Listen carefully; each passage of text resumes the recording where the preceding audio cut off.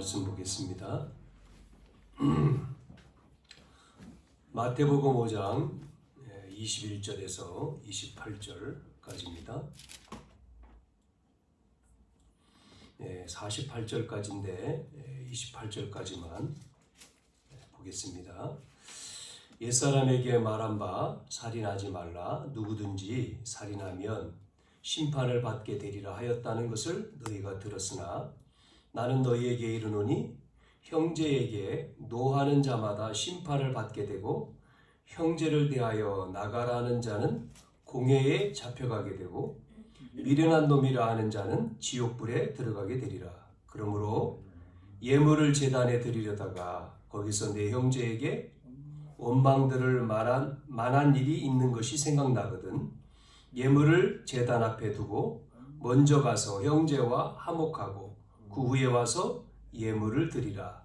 너를 고발하는 자와 함께 길에 있을 때에 급히 사화하라. 그 고발하는 자가 너를 재판관에게 내어주고 재판관이 옥리에게 내어주어 옥에 가둘까 염려하라.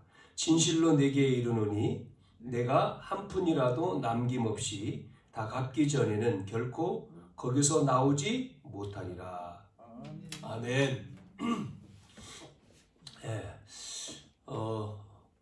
이제 2025년도 우리가 이제 4월달 마지막 주죠. 다음 주가 이제 5월달 우리가 가정의 달이고 또 어린이 주일, 어버이 주일 뭐 이렇게 쭉 가정의 행사들이 쭉 준비 이렇게 되어 있죠.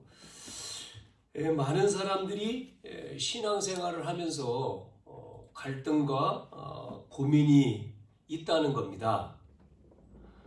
예수를 믿는 지 오래됐음에도 불구하고 변화가 안 되고 응답을 받지 못하니까 갈등과 고민이 있는 거죠.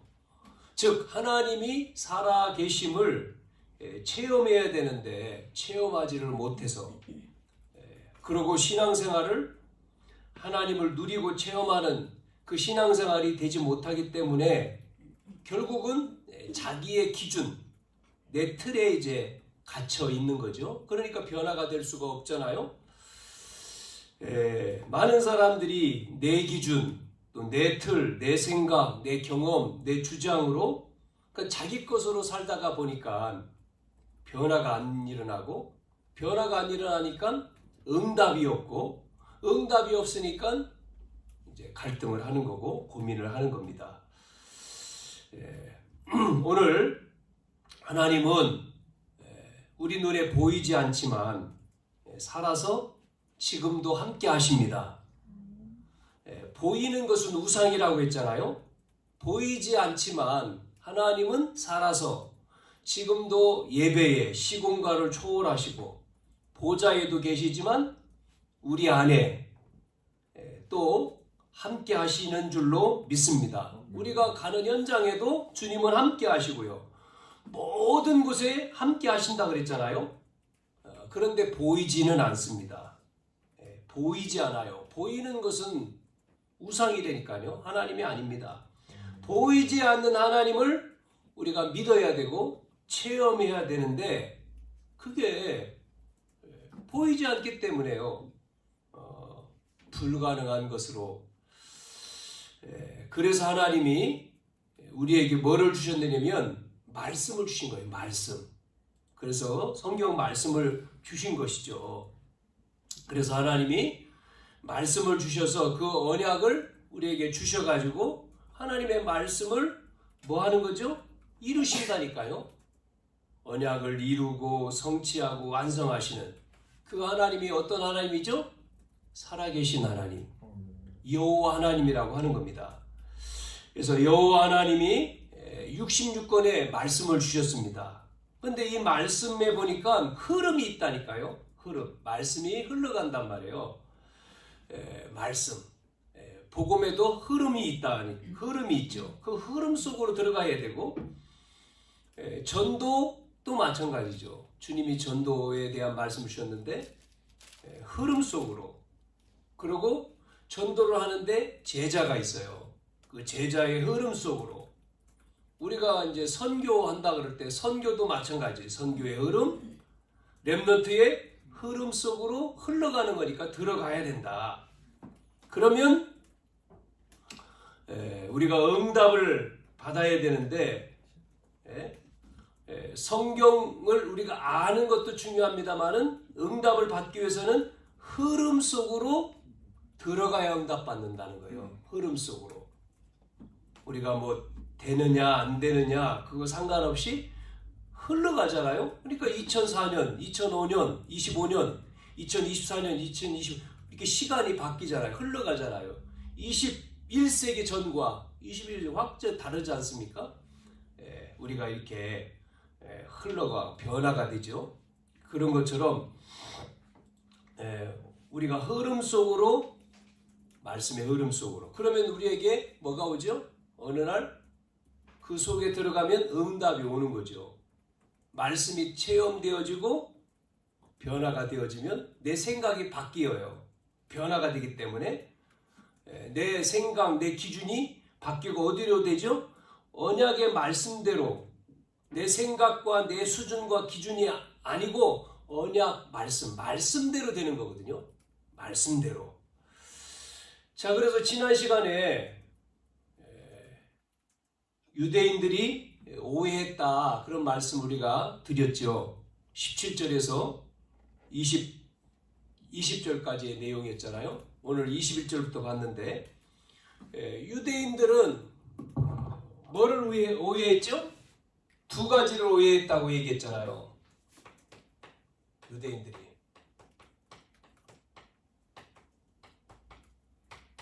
두 가지를 오해했다고 말씀했죠. 그러니까 유대인들의 자기들의 이 생각이 맞다. 자기들의 어떤 생각. 그래서 바르게 생각하는 것. 그러니까 유대인들이 이제 오해를 하잖아요. 하나님이 유대인을 축복했습니다마는 그래서 복을 받았지만 역사에 보면 유대인들이 노예가 되고 포로가 되고 속국이 되고 또 전 세계 유리방학 흩어버렸잖아요.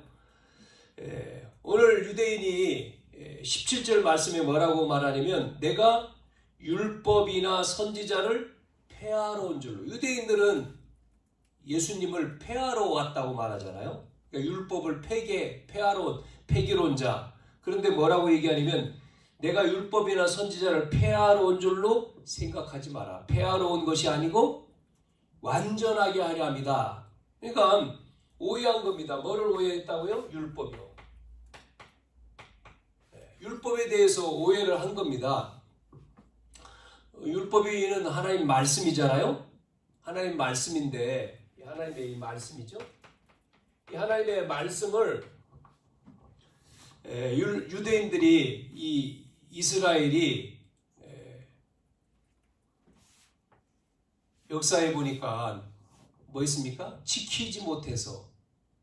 그러니까 바벨론이라고 한 나라에 이제 포로로 이제 잡혀갔을 때 이들이 생각이 자기들이 율법대로 살지 못해서 그게 아니잖아요. 뭐였습니까? 언약을 놓쳐서 지금 포로로 잡혀간 것인데 그 생각은 못하고 우리가 말씀대로 살지 못했다. 지금 말씀대로 살지 못해서 바벨론 나라에 지금 우리가 포로가 되어 왔다. 시간이 흘러서 이제 70년이 지났단 말이에요. 70년 후에 돌아왔습니다. 바벨론에서 이제 다시 이스라엘로 왔단 말이에요. 귀환한 거죠. 그래서 이들이 에스라 선지자의 중심으로 뭐 했냐면 말씀대로 살자. 우리가 말씀대로 못 살아서 포로 갔다 왔으니까 말씀대로. 그래서 회개운동, 갱신운동이 막 일어난 겁니다. 말씀대로 살려고. 말씀대로 살아보니까 안 되잖아요. 왜? 말씀과 자기들의 수준하고 안 맞아. 말씀의 수준이 높고 자기 수준은 낮아. 그래서 유대인들이 어떻게 했어요? 말씀대로 살아 몸부림치는데 안 되니까 그 말씀의 율법의 수준을 내린 거예요. 하나님 주신 계명을 구체화시키도록 내렸습니다. 어떻게요? 얘기했잖아요. 613개로 구체화시켰잖아요. 그래서 이걸 어떻게 했습니까? 이 계명을 하라 라고 하는 계명과 하지 마라 이렇게 나눴습니다. 그래서 하라라고 하는 계명이 몇 개냐면 248개, 하지 말라고 하는 계명이 365개, 합치면 613개죠. 그거 보세요.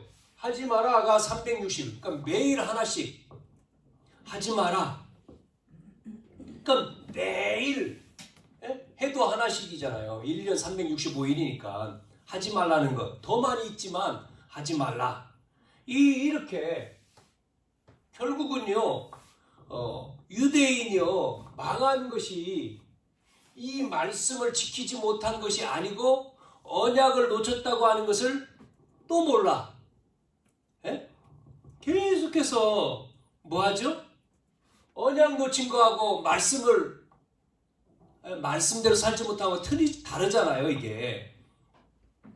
그러니까 이렇게 기준을 낮췄습니다. 자기들의 기준으로. 율법만 그런 게 아니고 오해가 또 뭐 했죠? 율법도 그러고 여기에 이 율법을 예수님이 뭐라고 해야 합니까? 이렇게 해가지고 안식일, 뭐 구체적으로 말하면 안식일을 거룩히 지켜라. 거룩히 지키는 게 뭐냐? 구체화 시켰다니까요. 거룩히 시키는 거는 시간을 딱 정해서. 그리고 또 어떻게 했습니까? 안식일을 거룩히 지키기 위해서 거리 이런 것도 정하고 그래가지고요 키로수도 만들고요 그랬습니다. 또 하나는 뭐죠? 안식일에는 일하면 안 돼. 그래 어떻게 했죠? 안식일을 일을 안 하는 거죠. 그런데 예수님이 오셔서 어떻게 했죠? 안식일 날 병든 자를 고치니까 노동이라고 안식일을 어겼단 말이죠. 그 다음에 이 예수님과 제자들이 길을 갈 때 배가 너무 고파요. 그냥 안식일이야. 배가 고프니까 있는 옆에 있는 이삭을 땄어요. 그래서 그거를 먹었네요. 또 그냥 먹을 수 없잖아요. 비벼야지 먹죠. 그것도 노동이야. 안식을 어겼잖아. 이렇게 예수님이 하는 것들이 전부 다 율법을 지키지 않아. 폐기론자. 그래서 그렇게 이야기한 거죠. 예수님에 대해서 오해를 했다는 거죠. 그래서 말씀드린 대로 뭘 했어? 패하다 이 말은 헬라어로 패하다 그 말은 헬라어로 뭐라고 했습니까? 카탈루시아에서 멸하다, 무너뜨리다, 완전히 뒤집어 엎다 이런 말이라 했잖아요. 그러면 패하러 온 게 아니라 뭘 했습니까? 온전케 하러. 네? 완전하게. 그래서 완전하다라고 하는 이 뜻은 다시 헬라어로 뭐라고 얘기했다고요? 플레로. 그 의미가 세 가지가 있다 그랬잖아요. 첫째는 뭡니까? 완전하게 하다라고 하는 의미는 가득히 채우다. 가득히 채우는 거요. 그 다음에 또 뭐라고 했으면 충족하는 거. 충족. 네? 충족시키다. 가득히 채우고 충족하다. 여러분 율법을 충족시키고 가득히 채울 수가 있어요? 여러분 있는 분 말해보세요. 율법을 우리가요 완전하게 지킬 수 있냐 말이에요. 없다니까요. 이유가 뭡니까? 이유가 뭐죠? 로마서 3장 10절에 뭐라고 했어요? 의인은 없다. 하나도 없다. 로마서 3장 23절 모든 사람 죄인이야. 아니 죄인이 완전하게 어떻게 해요? 우리가 못하는 거죠. 그래서 아담 원죄 이후로 태어난 출생한 인간은 절대로 하나님의 율법의 요구를 충족시킬 수가 없어요. 하나님이 요구하는 말씀, 그 요구를 채울 수가 없는 거죠. 그래서 충족, 그래서 할 수 없기 때문에 완전케로 예수님이 오셨단 말은 그래서 우리가 할 수 없기 때문에 예수님이 오셔서 채우고 충족하셨다는 겁니다. 내가 완전케로 왔다 그랬잖아요. 예수님이요. 그 예수님이 율법의 요구를 채우고 충족시켰어요. 그 무슨 말이냐면 예수님께서 오셔서 뭐 했죠? 충족하기 위해 십자가에 죽으셨잖아요. 네? 십자가에서 죽음을 통해서 뭐 했습니까? 이루셨잖아요. 말씀을. 죽으리라 했지 않습니까? 그 말씀을 이루었죠. 그러니까 충족한 거죠. 로마서 8장 4절에 이런 말씀, 로마서 8장 4절에 육신을 따르지 않고 그 영을 따라 행하는 우리에게 율법의 요구가 이루어지게 하려 한다. 보세요. 예수를 믿을 때 율법의 요구가 충족되고 완전하게 되는 거죠. 그래서 완전하게 그 말이죠. 완전하게. 예수님이 완전. 그러니까 믿을 때 우리도 똑같이 되는 거죠. 두 번째 의미는 뭐죠? 이루다. 네, 이루다 말이죠. 완성하다. 뭐를 이룹니까? 율법을요. 그러니까 구약 성경에 말씀하신 그 말씀을 완성하고 성취하러 오셨다는 거죠. 누가요? 예수님이. 그래서 창세기 3장 15절에 보니까 여자 요손이 와서 그랬잖아요. 보내겠다고 약속한 게 구약 성경이지 않습니까? 그 구약의 성경의 말씀을 이루었어요. 지난 시간에 얘기한 내용이죠. 누가복음 24장 27절 44절 다 나오잖아요. 전부 다 말씀을 다 이루었다는 거죠. 그래서 이 예수님께서 요한복음 19장 30절 십자가에서 죽으시면서 다 이루었다. 끝냈다. 어느 정도 말씀했냐면 로마서 10장 4절 말씀에는 뭐라고까지 써 있습니까? 뭐라고 말씀하고 있어요? 율법의 로마서 10장 4절에 율법의 마침이 되시니 이렇게 써요. 마침. 율법을 마침이란 말은 이루다는 거잖아요. 도장 찍은 거예요. 도장. 왕. 이루었다. 그러니까 끝냈다 이 말이잖아요. 예수님께서 끝냈으니까 뭐를 끝냈습니까? 우리의 죄. 그래서 여러분 로마서 8장 1절과 2절에 뭐라고 말하죠? 우리의 죄.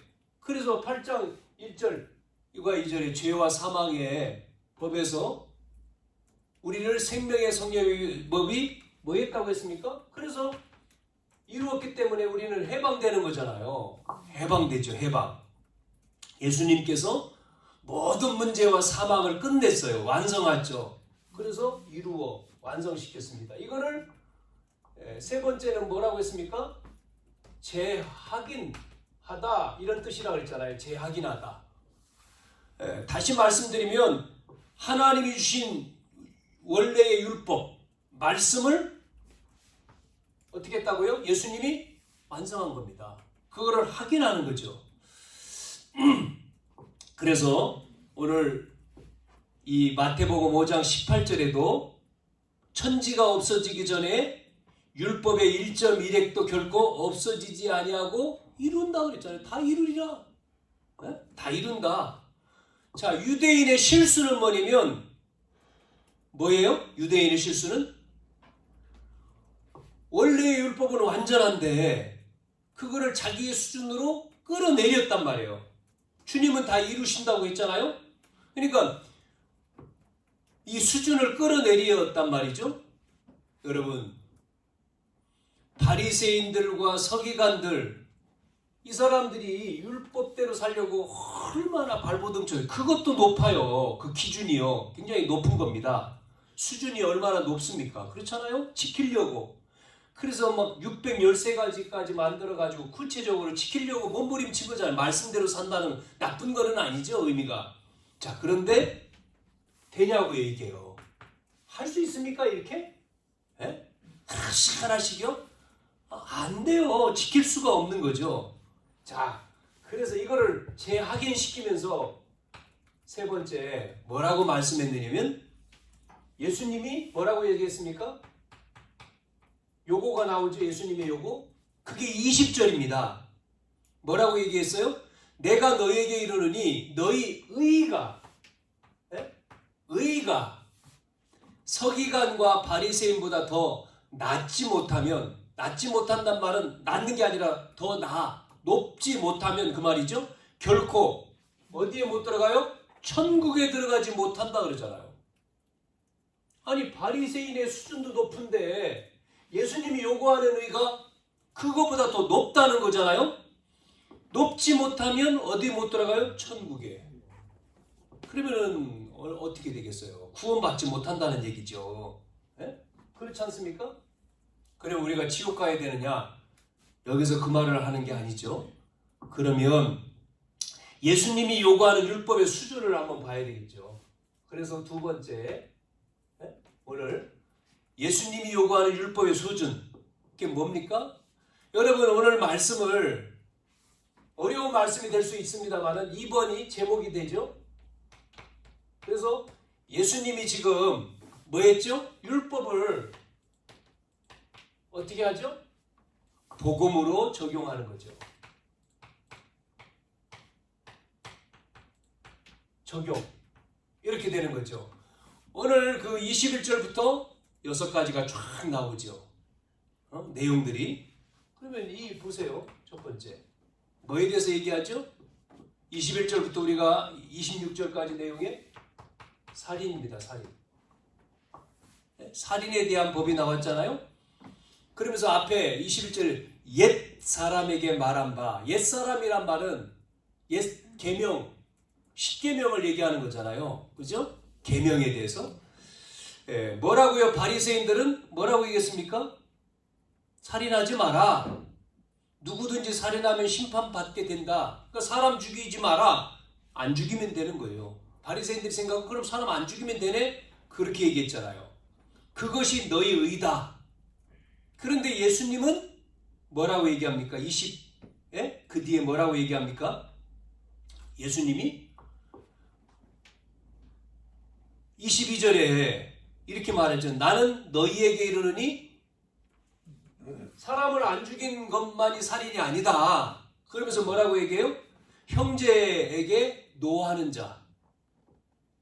노하는 자마다 살인하는 거래요. 살인. 심판을 받게 되고 형제에 대해서 나가라 하는 자도 살인하는 거고 미련한 놈이라 하는 자도 지옥에 들어가고. 보세요. 바리새인들이 말하는 의보다 예수님이 지금 말하는 의가 어떻게 돼요? 더 높잖아요. 그렇죠? 이게 될 수가 있냐 말이에요. 그러니까 사람을 죽이는 것만 살인이 아니고 욕하는 자, 나가라 하고 욕하고 미련하다 욕하는 거죠. 이렇게 하는 모든 것이 다 살인죄다. 그러면서 20 몇 절입니까? 23절부터 나오는 내용에 뭐라고 써 있습니까? 그러므로 예물을 제단에 드리려다가 거기서 내 형제에게 원망들을 말한 것이 있으면 어떻게 하라고요? 생각나거든. 예물을 제단에 두고 가서 형제하고 뭐 한다고요? 화목하고. 화목하고 그 후에 와서 예물 드려라. 무슨 얘기죠? 형제하고 불화하고 지금 있으면 화목하고 와가지고 예배를 드리라는 말씀인데 예물을 드리라는 말은 예배죠. 예배. 지금 여기 23절부터 26절 이 내용은 예배에 대해서 얘기하는 겁니다. 예배가 중요하다는 거잖아요. 지금요. 예배가 중요하기 때문에 뭐 하고요? 형제하고 지금 화목하고 와서 예배 드려라. 그 말은 바꿔 말하면 뭐죠? 지금 뭐 하고 있는 겁니까? 형제하고 지금 뭐 하고 있어요? 화목하지 못하고 있는 거죠? 불화하고 있단 말이죠. 그러니까 예배의 걸림돌을 제거하고 와서 예배 드리라는 얘기잖아요. 그러니까 불화하다는 얘기는 다른 말로 뭡니까? 분리입니다. 분리. 그러니까 이걸 잘하는 놈이 누구죠? 마귀입니다. 마귀는 하나님과 인간을 분리하고 인간과 인간을 분리하고 모든 걸 다 분리하는 존재잖아요. 근데 예수님 지금 얘기해 화목하라. 하나 돼야 된다. 그리고 예배가 축복 축복이라고 하는 것을 지금 이야기하는 거잖아요. 이 얘기하면서 같이 나왔잖아요, 이게요. 그래서 화목하고 와서 예배를 드리는, 여러분 예배가 얼마나 중요한지 그 부분을 설명하려고 하는 겁니다. 걸림돌이 있기 때문에 예배를 드리는데 걸림돌 때문에 그걸 제거하고 예배하라는 겁니다. 그래서 뭐 중국의 그 장수인 제갈공명이라고 하는 사람이 그런 얘기를 했대잖아요. 싸움을 잘하는 사람을 뭐라고 합니까? 용장이라고 합니까? 용장? 근데 그 사람보다, 싸움 잘하는 사람보다 지혜 있는 사람이 더 낫다는 겁니다. 지장이. 그런 얘기를 했죠. 근데 지혜로운 사람보다 덕스러운 사람이 낫대요. 덕장. 근데 그 사람보다 어떤 사람이 더 마지막으로 어떤 사람이 더 낫냐면 하늘의 복을 받은 자가 더 낫대요. 이 제갈공명이라고 하는 이 사람이 전쟁을 하는데 한 번 실패한 게 뭐냐면 적군을 몰아넣어가지고 다 죽이려고 불을 질렀잖아요. 그런데요, 웬걸? 불을 질러서 불이 이제 붙어서 그쪽으로 가면 다 죽이고 이기지 않습니까? 그런데 바람이 반대로 부는 거예요. 그럼 어떻게 됩니까, 이게? 안 가잖아요. 반대로 자기한테 오는 거야. 그래가지고요, 전쟁에서 졌단 말이에요, 처음으로. 그러면서 깨달은 내용이 이겁니다. 하늘이 도와야 되는구나. 즉 뭐죠? 하늘의 복을 받은 자, 많이 하나님의 축복을 받는 것이 뭐라고요? 제일로 중요하다. 하늘의 복. 그게 뭐죠? 하늘의 복이 뭡니까? 그게 바로 예배거든요, 예배. 우리가 하나님의 복을 받는 시간이 예배잖아요. 그래서 예배가 중요하다. 예배가 중요하기 때문에 걸림돌, 형제하고 불화하면 안 되잖아요. 걸림돌을 제거하고 와서 예배 드리라. 이 얘기를 한 겁니다. 자, 살인에 대해서 첫 번째 이야기하고, 두 번째는 27절에서부터 나오는 간음에 대한 얘기 또 했어요. 간음의 법에 대해서. 우리가 다 읽지는 않았지만 간음하지 말라 하면서 얘기하죠. 여러분, 간음한 것도 이 옛 계명의 유대인들은 간음 안 하면 죄 안 짓는 거다. 그건 다른 여자 간음 안 하면. 그런데 예수님은 간음하지 말라 하였다는 것을 너희가 들었으나 옛 계명에 간음 안 하면 돼. 이 십계명에 나오잖아요. 근데 예수님 뭐라고 얘기하죠? 간음이 뭡니까? 음욕을 품고 여자를 보는 자는 마음이 이미 간음했다, 이렇게 나와요. 그 얼마나 바리새인보다 예수님 말하는 게 더 높잖아요. 여자, 저 여자 괜찮네? 이게 간음이요. 그러면 모든 사람들이 다 간음하고, 저 여자 멋있어. 저 여자 예뻐. 이게 간음이라니까요. 다 간음하는 거지, 지금. 그렇지 않습니까? 이 정도의 수준이니까 어떻게 해요? 그러면서 또 뭐라고 말합니까? 그 뒤에. 그래서 지옥불에 던진다고 말하면서 29절 보세요. 뭐라고 얘기합니까? 이렇게 그러면서 오른 눈이 너로 실족하게 하고 빼어버리라. 내 백체 중에 하나가 없어지고 온몸이 지옥에 던져지지 않는 것이 유익하며, 또 만일 내 오른손이 너를 실족하거든 찍어버려. 백체 중 하나가 없어지고 온몸이 지옥에 던져지는 것이 유익하니라. 여러분, 우리 몸이요, 하나도 상할 게 없어. 전부 다 찍어버려야 돼. 여러분 보세요. 눈으로 잘못했죠? 그럼 눈으로 잘못했으니까 보는 것이 문제니까 어떻게 해야 돼요? 눈 없애야 되잖아요. 손이 잘못했으면 손을 없애야 돼. 발이 잘못해서 발을 다 없애야 돼. 그잖아요? 하나도 상할 몸이 없는 거죠. 또 뭐라고 나오죠?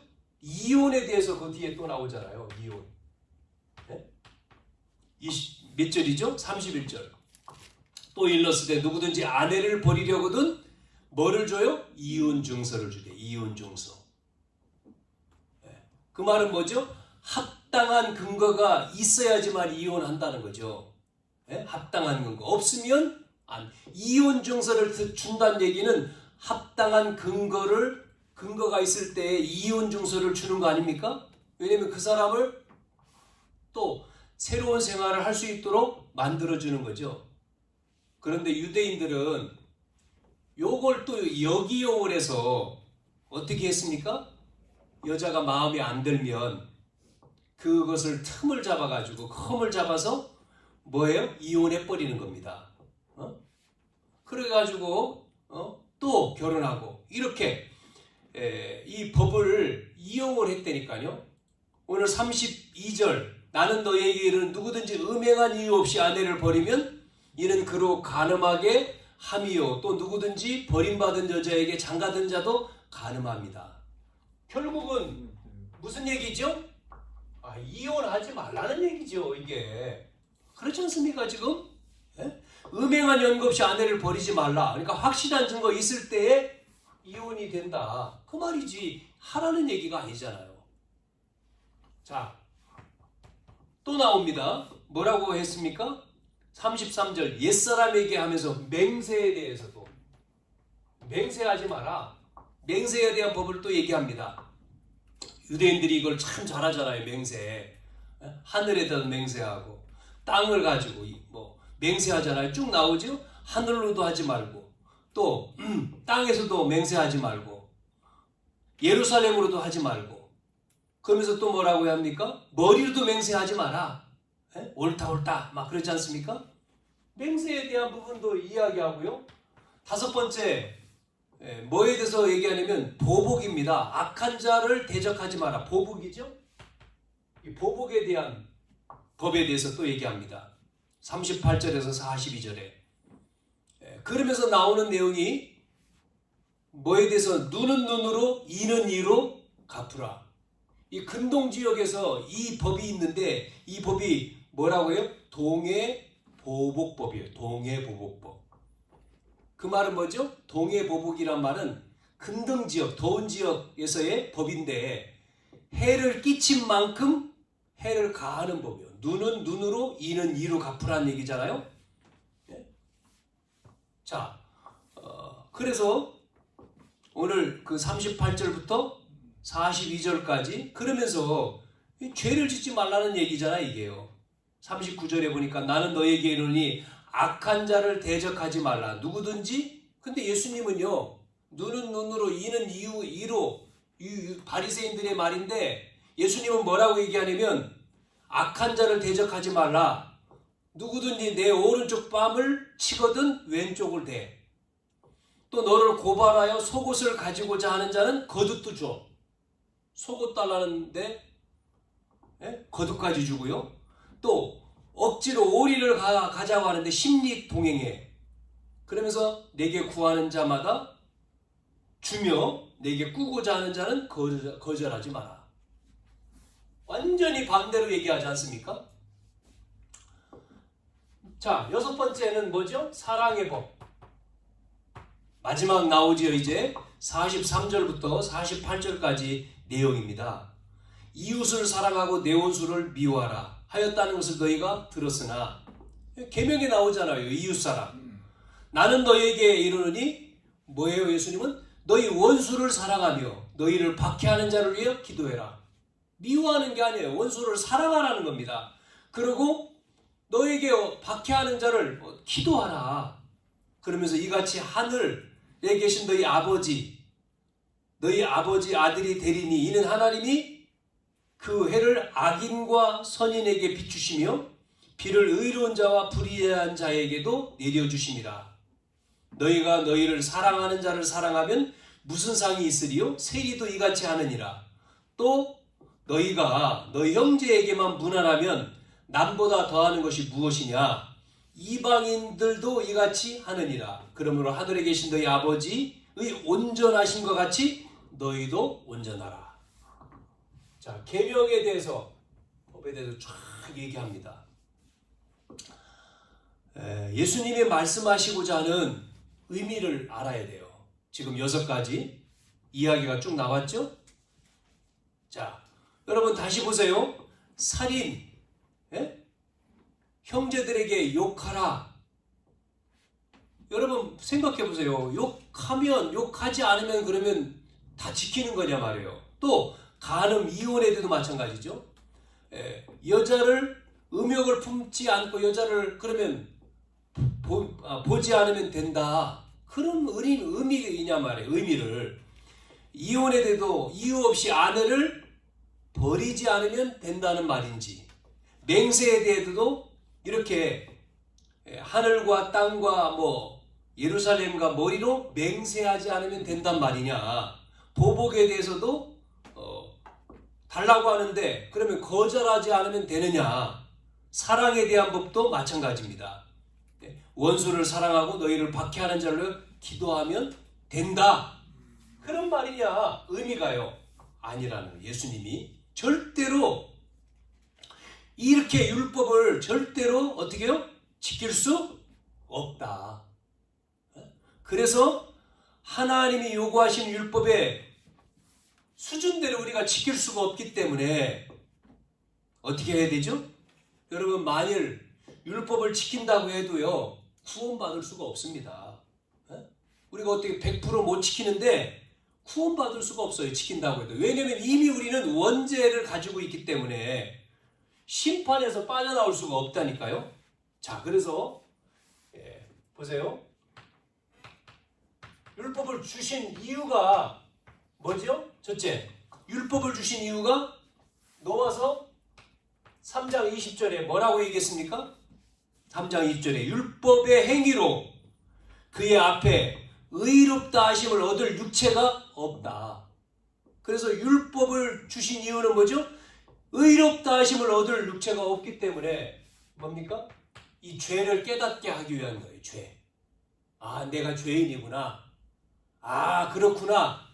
예? 두 번째는 3장 넘어서 3장 19절에 보면 뭐라고 말씀하냐면 율법이 말하는 바 율법 아래에 있는 자들의 말하는 것이니 이는 모든 입을 막고 온 세상으로 하나님의 심판 아래 있게 하려 합니다. 그러니까요, 율법을 주신 이유가 뭐예요? 심판 아래. 여러분, 그러니까 우리가 심판에서 빠져나올 수가 없다. 예? 심판을 면할 수가 없다 그 말이에요. 세 번째, 또 보세요. 이 율법을 말하는 이유가 뭐예요? 갈라디아 3장 24절 뭐라고 했습니까? 막 율법을 지키려고 몸부림을 치잖아요. 이 바리새인, 서기관 뿐만 아닙니다. 안 믿는 사람도 똑같아요. 불신자도요, 바르게 살기를 원해요. 그만 몸부림 치잖아요. 안 되면 내가 전생에 이런 말 하지 않습니까? 죄가 많아가지고 그러잖아요. 교회 다니는 성도들 똑같습니다. 그래서 막 지키려고 얼마나 몸부림칩니까? 자, 그런데 갈라디아 3장 24절에 뭐라고 말하냐면 안 된다는 겁니다. 왜요? 죄인이기 때문에. 예? 멸망받아야 되고 지옥 갈 존재다. 여러분, 이거를 깨닫는 겁니다. 깨달아야 돼. 이걸 깨달아야 된다. 느끼란 말이에요. 느껴야 예수님이 말씀하시는 철저하게 깨닫는 걸 얘기해요. 그래서 갈라디아 3장 23절에는 뭐라고 얘기하냐면 그래서 율법이 우리를 손잡고 어디로요? 초등 학문이라고 뭐라고 써있죠? 초등교사라고 말하잖아요. 옛날 성경에는 몽학 선생이라고 했는데 교사란 말은 뭐죠? 율법이 우리를 손잡고 누구에게로? 그리스도께로 안내하는 것을 말하는 거예요. 그러니까 율법을 통해서 우리는 안 되기 때문에 그리스도로 가야 돼. 그리스도에게로 나가야 돼. 그거를 지금 말하는 거죠. 에? 그리스도께로 인도한다. 인도하는 초등교사라고 얘기 나오잖아요. 그러니까 율법을 이룰 수 없기 때문에 율법을 완성하시고 마침이 되신 그리스도께로 가는 것이 율법을 주신 뭐죠? 목적이라는 거예요. 네? 율법을 주신 목적. 그래서 우리가 복음으로 이게 적용이 돼야 된다니까요. 재적용. 자, 이해가 되십니까? 그래서 여기서 나온 교리가 칼빈이 뭐라고 얘기했죠? 그래서 우리 인간은 그래서 뭐요? 완전히 타락한 인간이다. 부패한 인간. 인간의 전적 부패. 전적인 타락, 전적인 무능. 예? 완전 부패한 거지. 전적 부패는요. 부패한 인간이기 때문에 하나님이 그래서 조건이 없어요. 그래서 우리를 조건 없는 무조건이죠. 조건 없이 선택을 했다는 겁니다. 예? 하나님이요. 이 완전히 부패된 인간이기 때문에 하나님은 조건을 걸지 않았어요. 믿으면 돼. 조건이 없습니다. 믿으면 구원받는 거예요. 그런데 불신자 안 믿는 사람들은 자꾸만 얘기하죠. 믿으면 돼? 아니 뭔가 해야지 내가. 할 게 없다니까요 우리가. 아니 우리 할 게 지킬 수가 없는 죄인인데 할 게 없어요. 해로우신 예수님을 십자가에 죽으시고 살아나시고 다 이루었다 하신 믿으면 되는 거예요. 믿으면. 영접이죠. 믿으면 구원받아 하나님 자녀가 되는 거예요. 그래서 결코 정죄함이 없나니 그랬잖아요. 죄와 사망의 법에서 생명과 성리 너를 어떻게 했다고요? 해방했다. 로마서 5장 8절에는 뭐라고 했습니까? 진실로 너에게 이르노니 내 말을 듣고 나 보내신 자를 믿으면 영생을 얻었고 심판에 이르지 아니하나니 사망에서 생명으로 옮겼느니라. 이미 끝냈어요. 예? 이게요 율법의 목적이라니까요. 그래서 예? 우리가 뭐를 느낀다고요? 좌절을 느끼는 게요. 이게 시작이라니까요. 아, 나는 할 수 없어. 나는 무능해. 예? 여러분 이게요 절망, 할 수 없다. 그래야지만이 누가 필요하죠? 우리는 죄인이요. 우리는 무능해. 우리는 할 수 없어. 한계가 있어. 그래야지만이 누가 필요하죠? 그렇지요. 그래야지만이 오직 그리스도가 필요한 거예요. 그래서 오직 그리스도로 안내했다는 거예요. 율법이. 몽학선생 오직 그리스도로 가는 거예요. 오직 그리스도만이. 예? 그리스도가 아니면 안 되는 존재. 여러분 그렇잖아요. 우리가 구원만이 아니고요. 우리의 삶도 똑같습니다. 여러분 가정생활 결혼해 보신 분들 아시잖아요. 자녀 문제, 남편 문제, 아내 문제. 여러분 우리가 됩니까? 안 돼요. 주님이 하셔야 돼. 주님이. 그렇잖아요. 오직 그리스도야. 그것도 오직 그리스도. 안 그렇습니까? 그렇잖아요. 모든 삶도 마찬가지지. 자, 그래서 우리가 이걸 통해서 우리가 어떤 눈을 가져야 되느냐? 우리가 가져야 될 눈. 뭐죠? 그렇기 때문에 우리의 영적인 눈은 항상 어디로 가야 되죠? 여러분 보세요. 영적 상태가 있다 그랬지 않습니까? 영적인 상태. 영적인 상태가 뭡니까? 앞에서 말한 대로 사람을 죽였어요? 간음했어요? 그게 상태지 않습니까? 에? 그러니까 그럴 수밖에 없다. 저 사람의 상태가 그럴 수밖에 없어. 그러니 누가 필요해요? 그리스도가 필요하네. 그렇지 않으면 세상적으로 보세요. 세상적으로 보면요. 어떻게 해야 되죠? 영적인 상태가 아니고 영적인 눈으로 안 보고 다 죽여야지 뭐. 정죄해야 되고 비판하고 또 뭐 해야 됩니까? 판단하고. 그러면 결국은 죽이는 거예요. 죽여야 되죠. 육신적으로는. 근데 영적으로는 영적인 눈으로 안 보면 어떻게 합니까? 영적인 눈. 여러분 복음의 눈 똑같습니다. 복음의 눈으로 안 보면 어떻게 됩니까? 복음의 눈으로 봐야지. 그래서 복음이 필요하다. 그래서 그리스도가 필요하다. 그렇게 안 보면 필요하지 않지요. 율법으로 보세요. 눈에는 눈, 이에는 이인데요. 그렇지 않습니까? 보복해야지. 예? 예? 원수를 사랑합니까? 원수를 미워하지. 그렇지 않습니까? 예? 원수를 미워해야지. 무슨 원수를 사랑해요? 예? 무슨 오리가 자는데 심리를 갑니까? 거뒀다라는데 소고까지 줘요? 에이 무슨 아니죠. 그러니까 복음의 눈이 아니면 안 되는 거죠. 여러분 전도의 눈이 아니면 어떻게 됩니까? 대상자요. 모든 사람은 다 심판받아야 되고 멸망받아야 되기 때문에 전도 대상자죠. 그런 눈으로 안 보면 어떻게 보죠? 비판, 정죄, 그 다음에 뭡니까? 판단. 결국은 율법의 눈으로 봤기 때문에 결국은 죽이는 거죠. 그래서 우리의 눈이 바뀌지 않으면 자꾸만 내 기준으로 본다니까요. 틀린 내 기준, 틀려있는 내 기준, 내 생각, 내 판단, 내 경험. 그러니까요, 틀린 각인뿌리 체질로 보는 거죠. 그거 바뀌어야 되는 거죠. 자, 오늘 결론. 그래서 뭐 하라고요? 기준을 바꾸는 겁니다. 기준. 네? 기준. 잘못된 기준이, 틀이 어떻게 해요? 바뀌어야 됩니다. 이 틀이요. 틀이 바뀌지 않으면 안 되죠. 뭐로요? 복음으로. 네? 각인, 내가 틀린 각인, 다른 뿌리 망할 체질이 돼 있는데 보이냐고요? 오해하지. 복음으로 우리는, 이게 우리는 뭐죠? 복음이어야 됩니다. 여기대로 전도, 복음, 영적인 것으로. 그래서 두 번째, 그래야지만이, 여러분 우리는요 할 수 있다가 아니죠. 절대로 안 되죠. 불가능. 그리고 한계 오지 않습니까? 그리고 우리가 어느 날 무능하죠. 이 한계, 불가능, 이게 깨달아질 때에 뭐가 필요하죠? 불가능하고 한계에 부딪히고 무능하니까, 그러니까 누가 필요합니까? 오직 그리스도가 필요하잖아요. 그래서 오직 그리스도를 붙잡는 거예요. 이걸 깨닫고 오직 그리스도께로 가는 거죠. 그러면 세 번째, 뭐가 돼야 되죠? 그래서 뭐가 돼야 됩니까? 그래서 복음이 필요하구나. 복음 정신.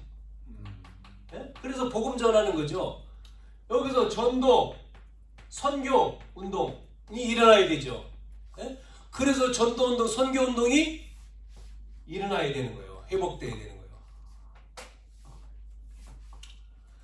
어제 우리 학생들 데리고, 제가 이제 그 학생들을 지도하고 있는데, 학생들을 데리고 공주에 갔었거든요. 공주의 감리교회, 공주 제1감리교회인가요? 왜 갔느냐면 1902년도, 1903년도 우리나라에 지금 복음 들어온 게 140년 됐거든요. 140년. 근데 공주로 이렇게 왔단 말이죠. 공주 지역에. 그 공주 지역에 선교사가 와서 이제 교회를 졌습니다. 교회. 그게 처음 교회가요, 초각교회, 초가집이 교회, 그래서 초각교회라고 합니다. 초각교회. 교회를 졌는데 선교사가 와서 뭐 했습니까? 선교사가 와서요, 아프니까, 한국 사람들 전부 다 병원이 없었으니까 아프면 예전에 누가 찾아갑니까? 아프면 무당 찾아가잖아요. 굿하면 낫는다고. 지금요 다른 나라 똑같으잖아요. 그 점치는 사람들이 주술을 하고 막 병을 고치잖아요. 귀신 들려가지고. 우리나라 똑같았잖아요. 우리나라가 옛날에 우상, 불교였으니까 막, 그 다음에 뭐 불교, 그 다음에 이런 거 했죠. 그래서 선교사들이 와서 이거 약 먹으면 되고 수술하면 되는 거를, 그래서요 뭐 했죠? 그들이 병원, 그러니까 교회를 만들고 바로 옆에는 뭐요? 병 고치는 병원. 치유죠. 치유 운동을 한 겁니다. 또 하나는 뭐냐면 전부 다 까막눈이요. 특히 여자들은 더해. 글을 못 읽어. 그래서 학교를 만들었어요. 그래서 그 공주의 영명학교가 지금도 있어요. 대전에도 있더라고요. 영명이요.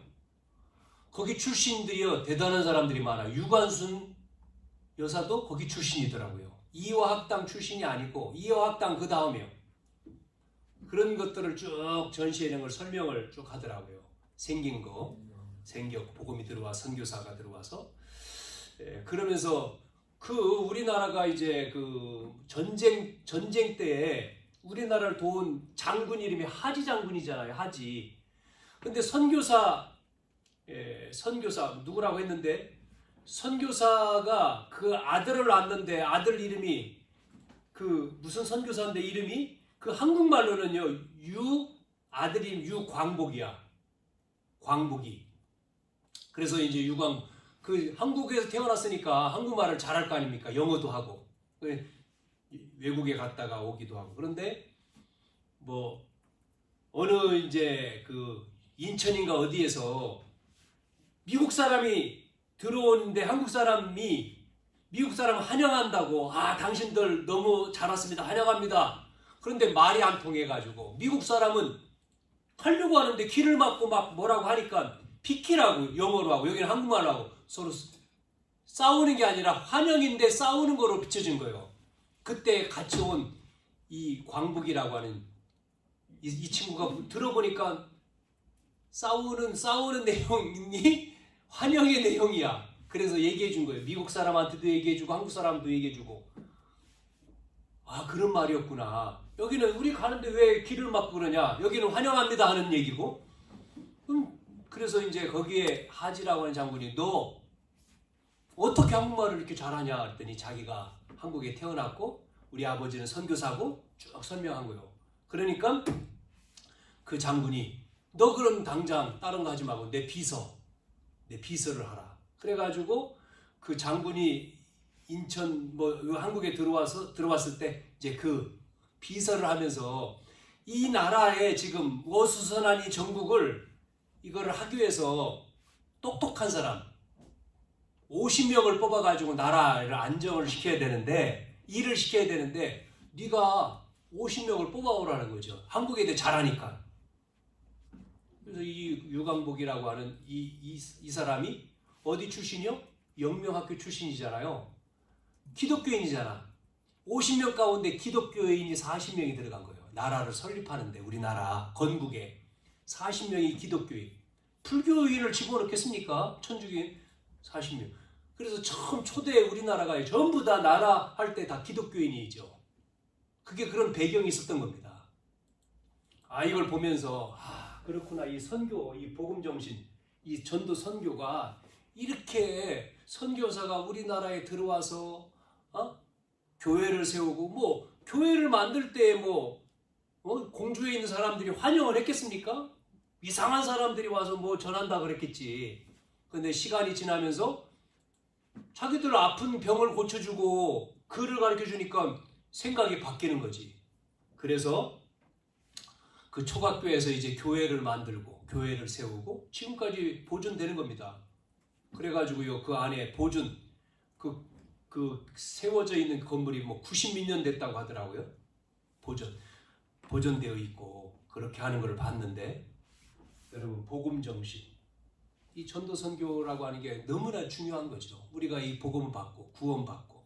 그런데 우리나라가 지금 이렇게 시간이 140년 됐는데 이 복음 운동이 이제 더 밝아져야 되는데 자꾸 이제 지금은 식어져 가잖아요. 지금 이게 문제죠.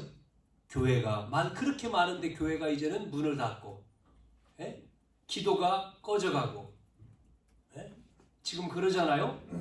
그런 시대로 가죠. 그러면 이 흐름, 이 등불이 어디로 또 옮겨가요. 반드시 하나님이 대한민국이란 땅에 복음을 주셔서 이 나라를 이렇게 잘 살게 하고 이 나라가 이 복음 때문에 이렇게 선진되고 10위 안에 들어와 있고 어마어마하게 축복을 받은 나라잖아요. 그런데 이 사명이 식어져 가면 이게 또 바뀌어가요. 여러분 해가 지지 않는 나라 영국 복음 들어가서 전부 다 해적의 나라 영국이 해가 지지 않는 나라로 바뀐 거지 않습니까? 유럽, 영국, 독일 다 마찬가지잖아요. 영국, 미국이 또 마찬가지고요. 한국으로 들어온 거 아닙니까? 근데 지금 그래서 견학을 하면서 또 주부에도 기록했습니다마는 주중에 전도 운동이 일어나야 전도해야 된다. 그래서 교회에 오후에 모여서 2시 반에 모여서 현장을 지금 돌고 있는데 가보니까 아이들도 있고 길에 놀고 있고 복음 전해야 되는구나. 복음운동. 여러분이 많이 기도해 주셔서 정말 우리가 여러분 있는 지역에서도 해야 되지만 정말 계속해서 얼마나 우리가 복음을 전하고 있냐. 지금 나에게 이 복음 필요한 이 복음 절대 불가능한 게 무능에 빠져있는 자에게 필요한 것은 복음밖에 없는데 이 복음 아니면 살 길이 없잖아요. 아무리 노력을 하고 훌륭하고 공부를 많이 했어도 한계가 온다니까요. 닥치지 않습니까? 문제가 오고 빠져나올 수 있는 길이 없단 말이에요. 그래서 오늘 예수님의 율법, 오늘 이 율법의 복음을 우리가 재적용하는 이 말씀을 드린 겁니다. 여러분이 잘 이해하시고 이 말씀을 통해서 여러분 속에 간직하시고 또 응답받는 한 주간 되기를 주님의 이름으로 축복합니다. 살아계신 아버지 하나님, 은혜를 감사합니다. 오늘도 이 예배를 통해서 우리에게 이 복음을 주신 것은 우리가 율법을 다 지켜서 또 예수님 말씀하신 그 율법의 요구를 우리가 지켜서 행할 수 없기에 주님이 오셨고 우리에게 복음을 주셨음을 깨닫게 하심을 감사합니다. 하나님의 은혜로 말미암아 우리가 구원받은 백성이 됐고 우리를 통해서 정말 이 땅이 복음의 나라가 되기를 소원합니다. 하나님, 흑암이 무너지고 우리의 가정뿐만 아니라 우리의 지역과 현장에 예수가 그리스도인이 복음이 증거되어지고 그래서 전 세계에 복음이 전달되어져서 하나님 나라가 이 땅에 이루어지도록 하나님이 은혜를 베풀어 주시고 성령으로 역사에 주시옵소서. 이 일을 감당할 수 있도록 한 주간도 저희들의 생각과 마음을 지켜주시고 아버지, 우리의 기준이 아니라 하나님의 기준으로 바뀌어지고 변화되어져서 복음 전하는 아버지, 정말 우리의 삶이 되어지는, 우리의 걸음이 되어지는, 우리의 모든 일이 되어지도록 주님이 역사에 주시옵소서. 예수님의 이름으로 기도드리옵나이다.